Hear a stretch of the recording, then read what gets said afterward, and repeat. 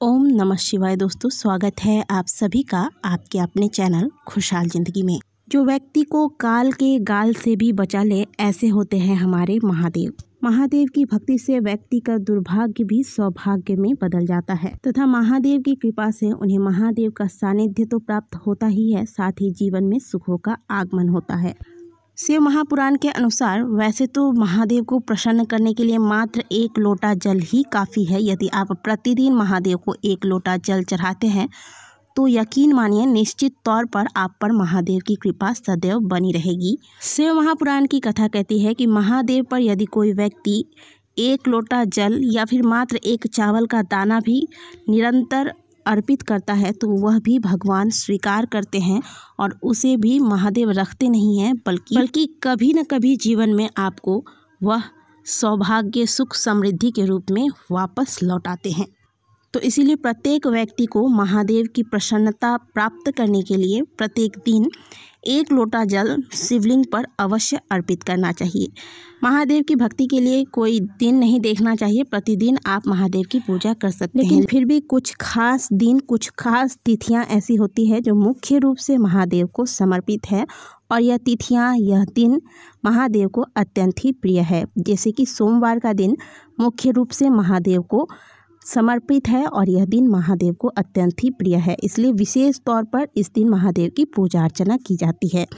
इसी प्रकार अगर बात करें तिथियों की तो सोमवार को पड़ने वाले अष्टमी तिथि, त्रयोदशी तिथि या फिर चतुर्दशी तिथि, ये सारी कुछ ऐसी तिथियां हैं जो मुख्य रूप से महादेव को समर्पित हैं। आज के वीडियो में आप जानेंगे कि प्रदोष का व्रत इस बार किस दिन रखना श्रेष्ठ होगा तथा पूजा का शुभ मुहूर्त क्या होगा तथा आज के दिन आपको मनोकामना पूर्ति के लिए कौन से खास उपाय करने चाहिए। त्रयोदशी तिथि को ही प्रदोष कहा जाता है और इस दिन प्रदोष काल में महादेव की पूजा अर्चना की जाती है। शिव महापुराण के अनुसार इस दिन प्रदोष काल में प्रत्येक शिवलिंग में साक्षात रूप से महादेव माता पार्वती के साथ विराजमान होते हैं। यही वजह है कि प्रदोष काल में शिवलिंग की पूजा आराधना करने से भक्तों को महादेव प्रसन्न होकर मनोवांछित सिद्धियां प्रदान करते हैं। 13 मई को शाम 5:27 से त्रयोदशी तिथि का आरंभ हो रहा है, जो कि 14 मई दोपहर 3:22 तक रहेगा।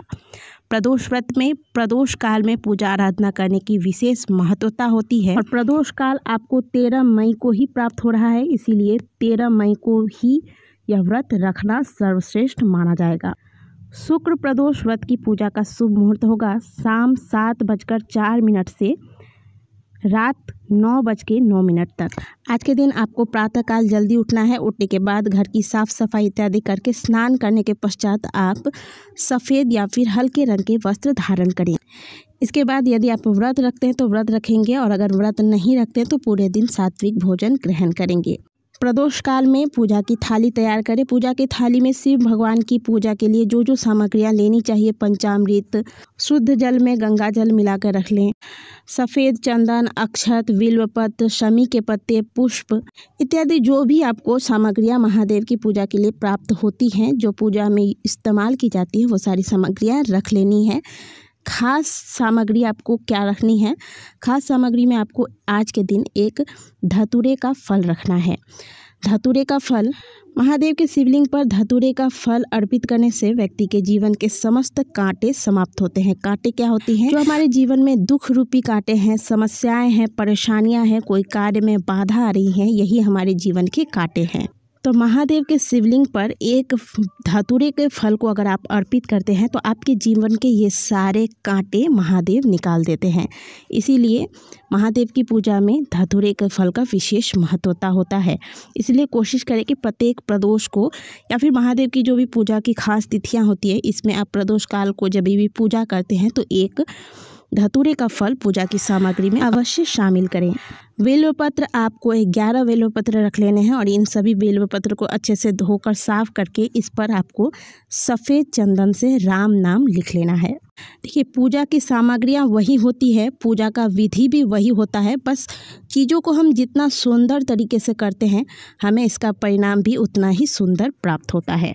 इसलिए ये आपको सोचना है कि आपको ऐसा क्या करना है, आपके आराध्य को ऐसा क्या पसंद है जिसे आप और सुंदर तरीके से उनके समक्ष रख के उन्हें प्रसन्न कर सकते हैं।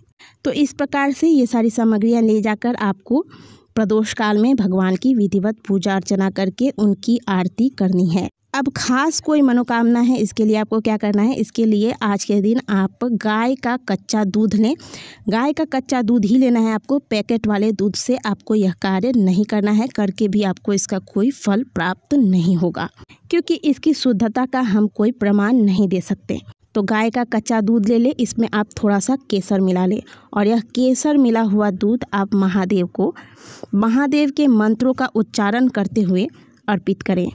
महादेव की पूजा में उनके अभिषेक के लिए बहुत सारी सामग्रियों का इस्तेमाल किया जाता है। पंचामृत होते हैं, गन्ने का रस इत्यादि से भी उनका अभिषेक किया जाता है, लेकिन जो प्रसन्नता उन्हें गाय के कच्चे दूध या फिर गंगा जल व शुद्ध जल से अभिषेक करने से प्राप्त होती है, वो और किसी भी चीज़ से प्राप्त नहीं होती है। इसीलिए अगर आपको कुछ भी नहीं मिलता है तो गाय के कच्चे दूध से महादेव का अभिषेक अवश्य करें।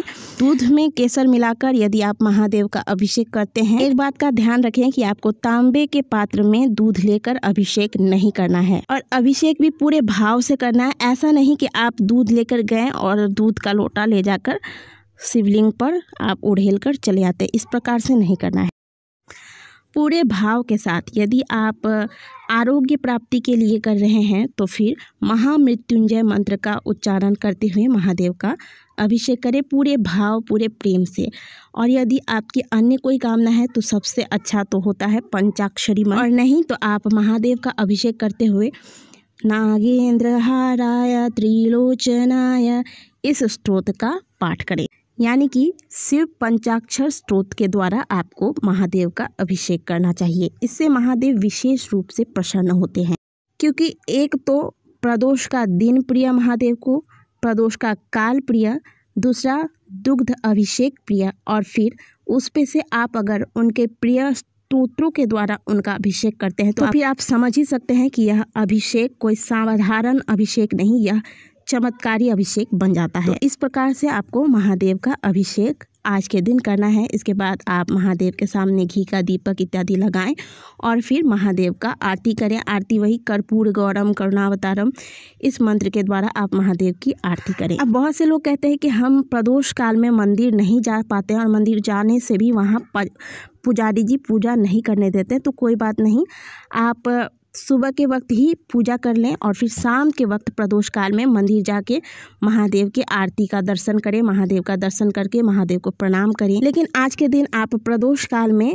शिव मंदिर जाएं अवश्य। इतना मात्र अगर आप प्रदोष पे कर लेते हैं तो आप भले व्रत नहीं करें, लेकिन फिर भी महादेव की कृपा आप पर सदैव बनी रहेगी, ऐसा मैं आपको 100% गारंटी देकर कहती हूँ, क्योंकि शिव महापुराण की कथा ये कहती है। आशा करते हैं कि आज की दी गई जानकारी आपको अच्छी लगी होगी। वीडियो अच्छी लगी है तो वीडियो को लाइक करें, कमेंट बॉक्स में हर हर महादेव अवश्य लिखें।